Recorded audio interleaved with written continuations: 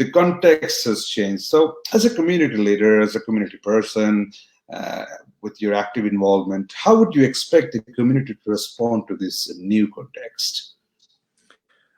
When in early March, even before the NBA stopped and the world went sideways, I had to go into self-isolation because I had come in close contact with somebody who had been tested positive for COVID-19. So I had to go and live in my basement for 2 weeks.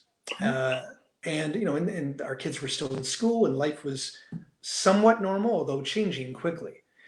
And I recognized that the first thing that I should do, along with the rest of us, is seek out credible sources of information to be able to inform us about how to relate to the quickly evolving new reality and how to do it well and how to do it safely and how to, again, back to what we said earlier, impact others well.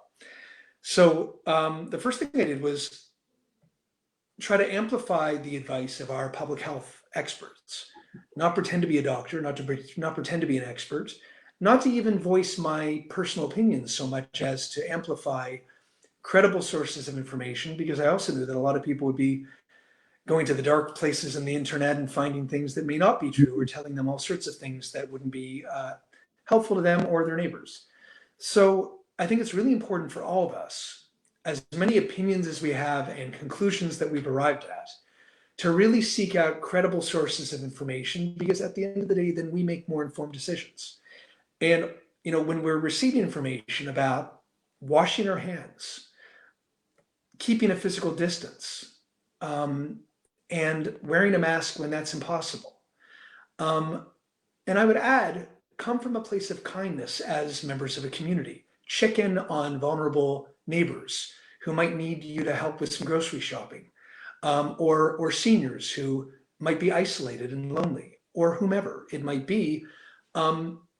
Beating COVID is going to be a personal responsibility for us all, but it won't be done unless it's a collective effort.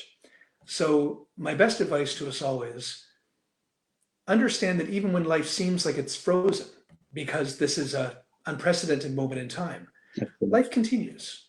Yeah. Our relationships with the people we love and the people around us continue.